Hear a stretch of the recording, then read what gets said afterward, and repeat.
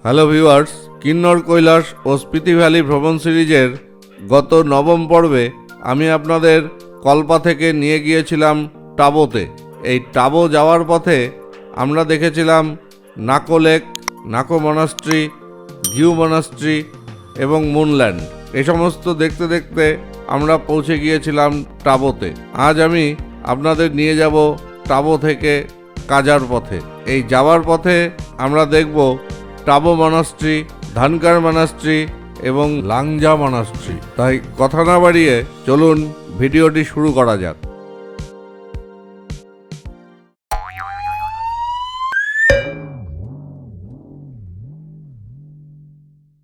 Good morning from টাবো। এই মুহূর্তে আমি দাঁড়িয়ে রয়েছি হোটেল মেন্টক দুমড়োর সামনে।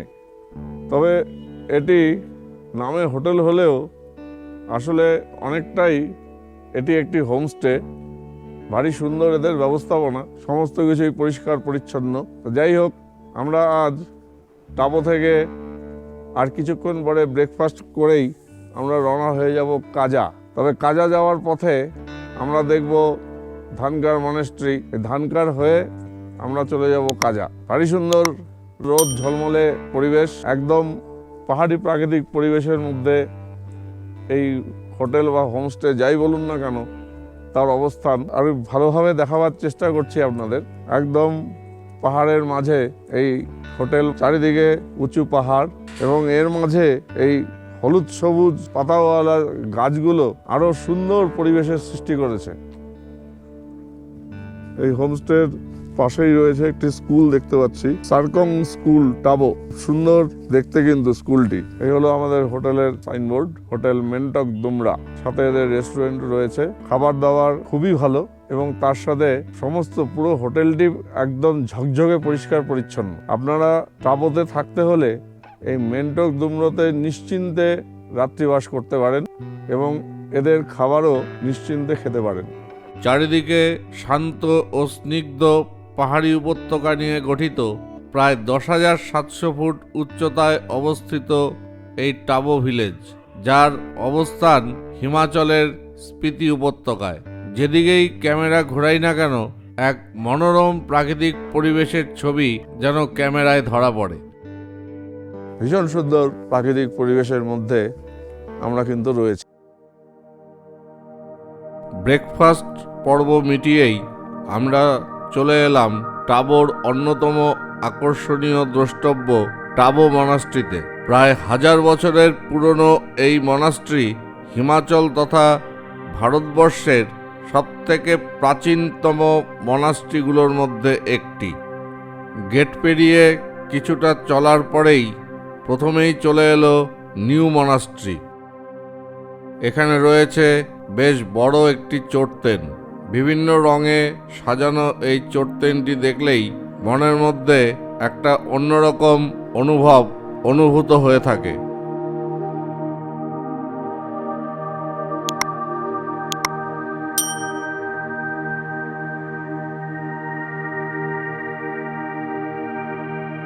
এই চোটতেনকে ডান দিকে রেখে ধীরে ধীরে এগিয়ে চললাম নিউ মনাস্ট্রির দিকে। ঝকঝকে পরিষ্কার পরিচ্ছন্ন পাথরে বাধাই করা এই নতুন মনাস্ট্রিটির বাইরের সজ্জা বেশ দেখবার মতন। এখানকার জানালা এবং দরজার কাঠের কাজগুলি খুবই আকর্ষণীয়।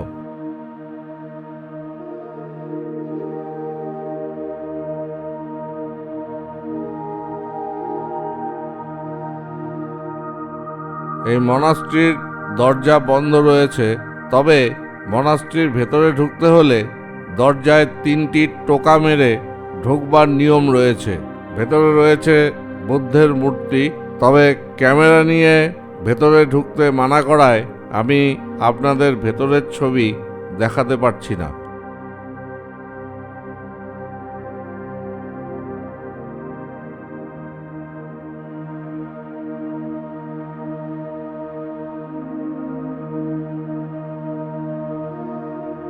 নিউ মনাস্ট্রি দেখে কিছুটা এগিয়ে চলতেই সামনে চলে এলো ওল্ড মনাস্ট্রি। এখানেও রয়েছে ছোট একটি গেট। কাঠের গেটটি পেরিয়ে ঢুকে পড়লাম ওল্ড মনাস্ট্রিতে। এখানকার সমস্ত ঘরগুলোই মাটির তৈরি।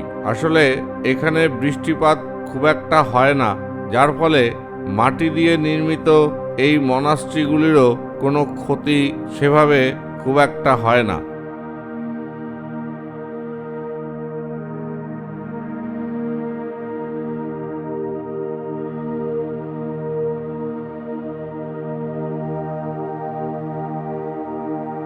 এই মনাস্ট্রির ভেতরে রয়েছে লামাদের আঁকা প্রচুর দুষ্প্রাপ্য চিত্র।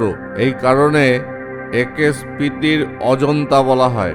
জুতো খুলে ক্যামেরা, মোবাইল সমস্ত কিছু বাইরে রেখে এখানে প্রবেশ করতে হয়। সেই কারণে এই মনাস্ট্রির ভেতরের দৃশ্য আমি আপনাদেরকে দেখাতে পারছি না।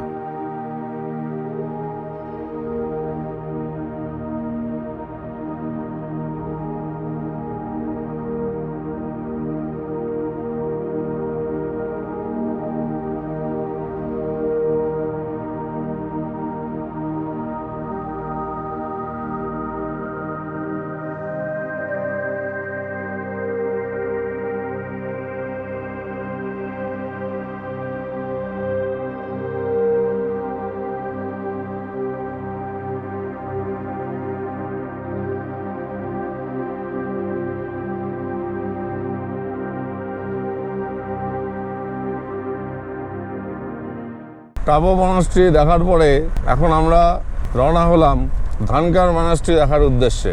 আজ আমাদের নাইট স্টে রয়েছে কাজায়, তবে আগে ধানকার মনাস্ট্রি দেখব, তারপরে আমরা কাজা যাব। কাজা যাওয়ার এই রাস্তাটি কিন্তু বেশ ভয়ঙ্কর। যে কোনো সময় এখানে ল্যান্ডস্লাইড হয়ে থাকে। কিছুটা এগোতেই আমাদের সে ধারণা সত্যি হয়ে যেন ফিরে এলো। আমাদের ড্রাইভার বাবলু ভাই গাড়ি থামিয়ে দিলেন, কারণ সামনেই দেখা যাচ্ছে ল্যান্ডস্লাইডিং। আমরা একে একে গাড়ি থেকে নামা শুরু করলাম এবং ভাবতে লাগলাম কিভাবে এই ল্যান্ডস্লাইড এরিয়াটি টপকে চলে যাওয়া যেতে পারে।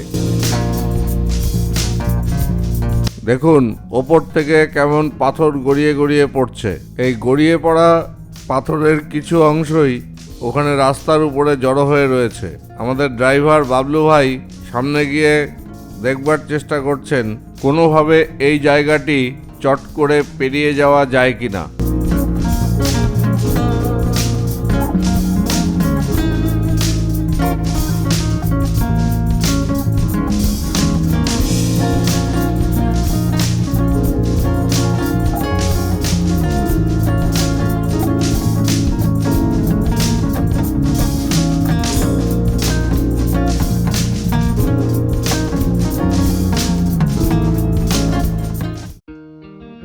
অবশেষে কোনো ক্রমে সেই ল্যান্ডস্লাইডিং এরিয়াটি টপকে এসে আমরা আবার কাজার দিকে চলতে শুরু করলাম। পাশ দিয়ে বয়ে চলেছে স্পিতি নদী। অসাধারণ সিনিক বিউটি দেখতে দেখতে আমরা এগিয়ে চলতে লাগলাম।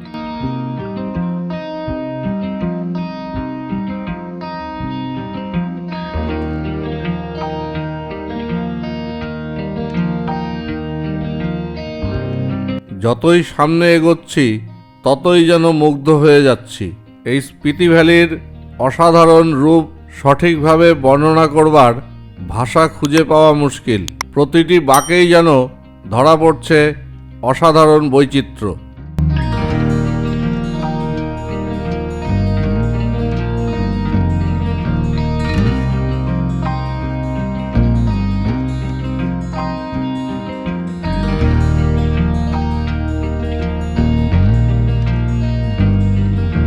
রোদ ঝলমলে পাহাড়ি পরিবেশের পাশাপাশি ঠান্ডার প্রকোপ খুব বেশি একটা নেই বললেই চলে।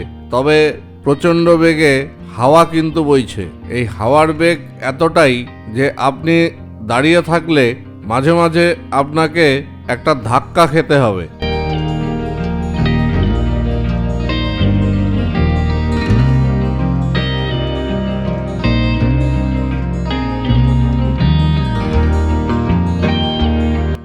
সামনে তাকিয়ে দেখুন প্রকৃতির আপন হাতে তৈরি শিল্পকর্মের নিদর্শন।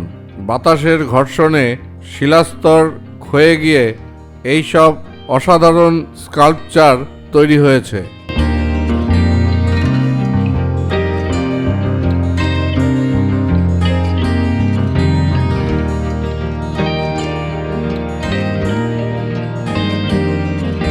এই সম্পূর্ণ ট্রিপের মূল আকর্ষণ কিন্তু এই রাস্তার দৃশ্যটি। অনেকে এই ভিডিও দেখতে গিয়ে হয়তো স্কিপ করে করে যাবেন, কারণ এত রাস্তার দৃশ্য হয়তো তাদের ভালো লাগবে না বা লাগে না। তবে আবারও বলছি, এই ট্রিপের মূল আকর্ষণ এই রাস্তাটি। অন্যান্য ভ্রমণ ট্রিপে সাইট সিন বলতে বিশেষ কিছু কিছু দ্রষ্টব্যকে বুঝিয়ে থাকে, কিন্তু এই ট্রিপের মূল আকর্ষণ বা মূল সাইট সিন এই রাস্তাটি। সেই কারণেই আমাকে এই ভিডিওটি করতে গিয়ে রাস্তার দৃশ্যই বেশি করে দেখাতে হচ্ছে।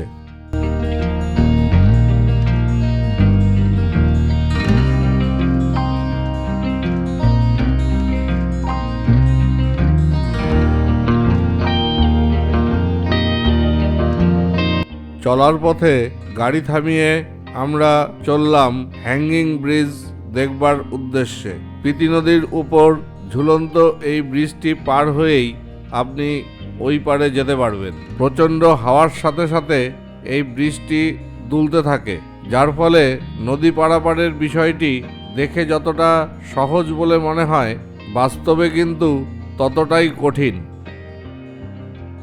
এই ব্রিজটি টোটালি হচ্ছে কাঠের পাটাতন দিয়ে তৈরি এবং হাওয়ায় সম্পূর্ণ ব্রিজটি দোলে, যার ফলে এই বৃষ্টিতে দূরের থেকে দেখলে পরে মনে হয় খুব সহজেই বোধহয় পার হওয়া যাবে নদী, কিন্তু যখন আপনি প্র্যাকটিক্যালি আসবেন তখন বুঝতে পারবেন যে কোনো একটা পাটাতন যদি একটু সরে যায় তাহলেই সব শেষ। তো যাই হোক, আমি সেই ব্রিজের মাঝখানে দাঁড়িয়ে আপনাদের দেখানোর চেষ্টা করছি। এই হলো ব্রিজ, মাঝখানে পাটাতন নেই। দেখুন, এই হ্যাঙ্গিং ব্রিজে করেই ওই পারে যাওয়া যায়। একসাথে এই ব্রিজে 4 জনই উঠতে পারে। নিচ দিয়ে বয়ে যাচ্ছে স্পিতি নদী।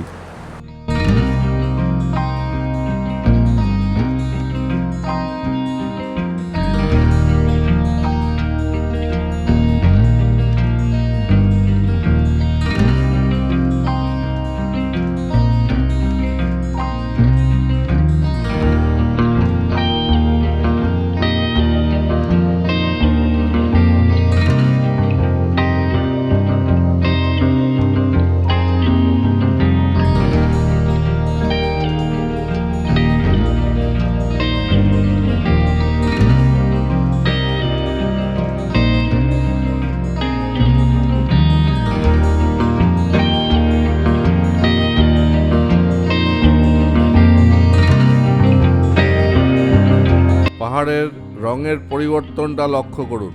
কিছুক্ষণ আগেই পাহাড়ের রং এবং প্রাকৃতিক পরিবেশ এক ধরনের দেখা যাচ্ছিল, কিন্তু এখন সম্পূর্ণ আরেক ধরনের রং ও পরিবেশ চোখের সামনে ধরা দিচ্ছে।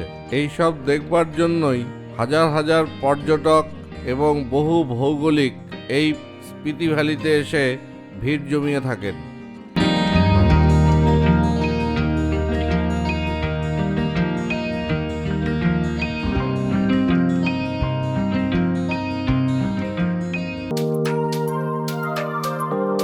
হ্যাঙ্গিং ব্রিজ ও স্পিতি নদী দেখা শেষ করে বেশ কিছুটা এগোনোর পর আমরা পৌঁছে গেলাম সিচলিং গ্রামে।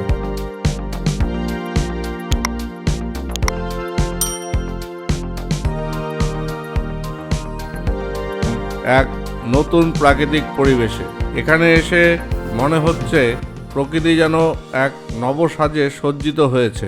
রাস্তার দুধারে রয়েছে হলুদ সবুজ পাতাওয়ালা গাছ। এই গাছগুলোকে বলা হয় অক্সিজেন ট্রি। অক্সিজেন সব গাছই দিয়ে থাকে, তবে এই গাছগুলো থেকে অনেক বেশি অক্সিজেন নির্গত হয়। এই হাই অল্টিটিউডে যেখানে অক্সিজেনের অভাব, সেখানে এই গাছগুলির উপস্থিতি এখানকার প্রাকৃতিক পরিবেশের জন্য ভীষণভাবে গুরুত্বপূর্ণ।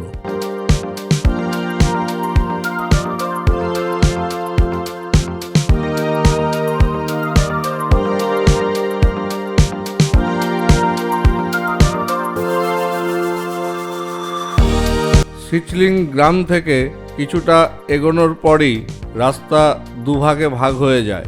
ডান দিকের রাস্তাটি চলে যায় ধানকারের দিকে, আর বাদিকের রাস্তাটি সোজা চলে যায় কাজা। আমরা ডান দিকের রাস্তা ধরেই ধানকারের দিকে এগিয়ে চললাম। এই রাস্তা দিয়েই আমরা পৌঁছে যাব এই পাহাড়ের টপে। এই পাহাড়ের টপেই রয়েছে ধানকার ভিলেজ। সেখানে রয়েছে ধানকার মনাস্ট্রি, ধানকার লেক ও ধানকার ফোর্ট।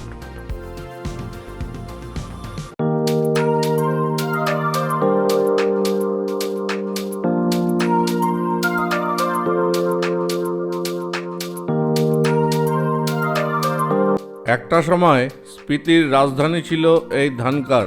এইরকম পাহাড় চূড়ায় ফোর্ট তৈরি করলে যেমন শত্রুর হাত থেকে নিস্তার পাওয়া যায়, তেমনি চুপিসারে নজর রাখা যায় শত্রুপক্ষের উপর।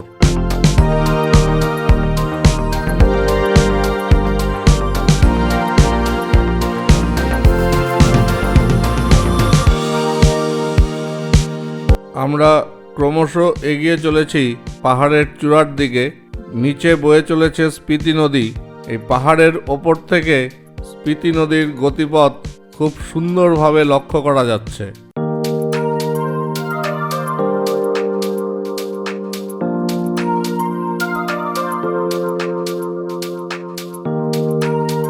প্রায় 12,774 ফুট উঁচুতে অবস্থিত এই ধানকার মনাস্ট্রির অবস্থান দেখলে অবাক হতে হয়।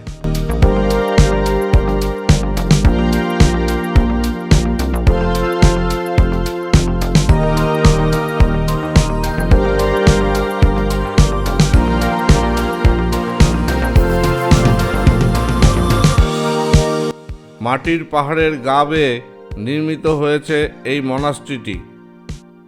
একই রকমভাবে নির্মিত হয়েছে এখানকার ধানকার ফোর্ট।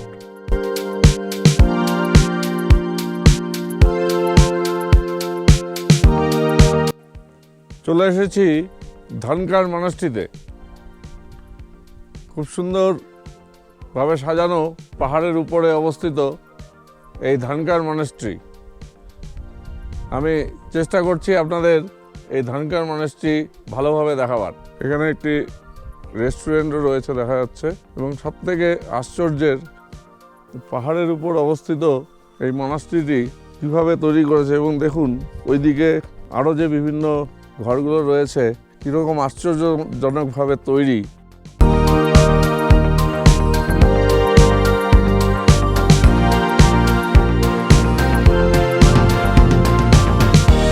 দেখে মনে হচ্ছে কেউ বোধহয় ঝুলন সাজিয়েছে। ছোটবেলায় ঝুলনের সময় আমরা যেরকম মাটি দিয়ে পাহাড় বানাতাম এবং তার মধ্যে বিভিন্ন রকম পুতুল সাজিয়ে ঝুলন সাজাতাম, এখানকার দৃশ্য দেখলে সেই সময়ের কথা মনে পড়ে যাচ্ছে।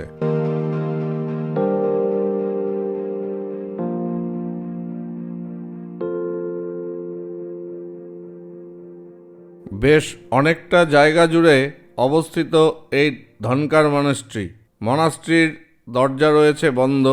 স্পিতির প্রায় সমস্ত মনাস্ট্রিরই দরজা বন্ধ রাখারই নিয়ম, তবে দরজায় 3টে টোকা মেরে আপনি ভেতরে ঢুকতে পারেন।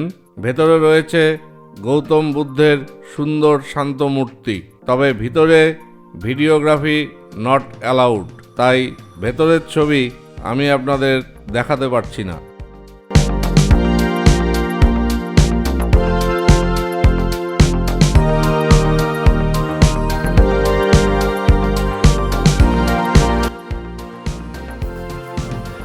ধানকার মনাস্ট্রি দেখা শেষ করে আমরা চললাম কাজার উদ্দেশ্যে। স্পিতি উপত্যকায় কাজা এক সুন্দর সাজানো শহর।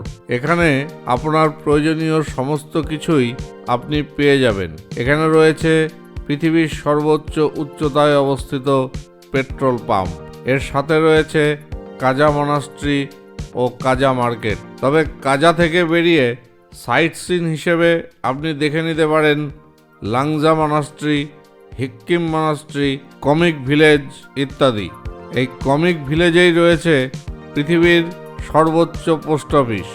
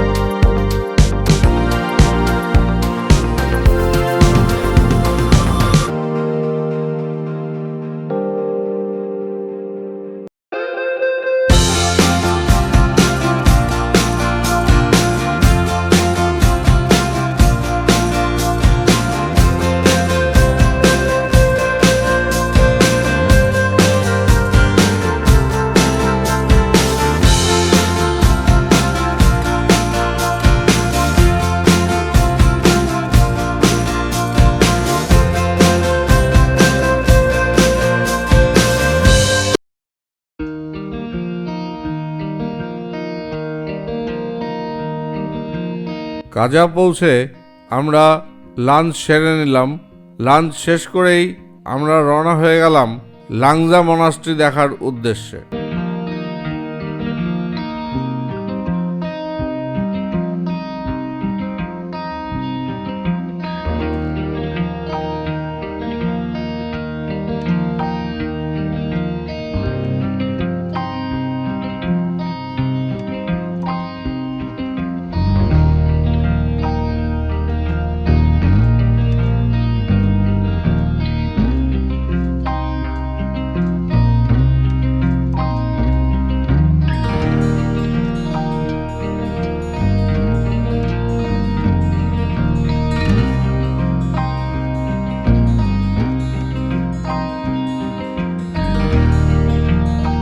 প্রায় 14,500 ফুট উঁচুতে অবস্থিত লাংজা হলো স্পিতি ভ্যালির ছোট্ট এক গ্রাম।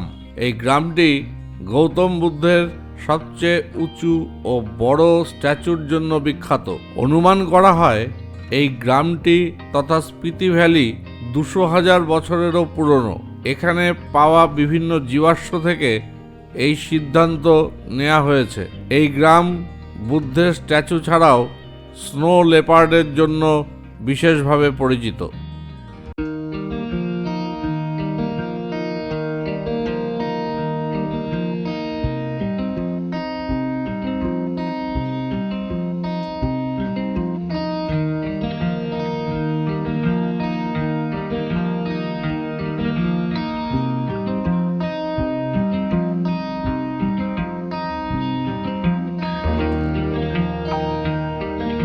আমি দাঁড়িয়ে রয়েছি লুংজা মনাস্ট্রিতে।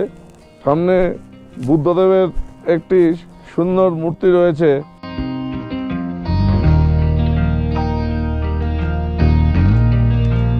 এই লাংজা মনাস্ট্রির বুদ্ধ মূর্তির উচ্চতা রয়েছে প্রায় 35 ফুট। কাজার বাসিন্দারা বিশ্বাস করেন যে এই স্থান থেকে বুদ্ধ সমগ্র কাজা উপত্যকায় শান্তি স্থাপন করছেন। ইচ্ছে ছিল এখানে একটি ড্রোন শট নেবার। অনেকে এখানে ড্রোন শট নিয়েও থাকেন, কিন্তু চারিদিকে এত সেনা ছাউনি দেখে আমার সাহস হলো না এখানে ড্রোন শট নেবার। সুতরাং আমার সে ইচ্ছেটি অপূর্ণই রয়ে গেল।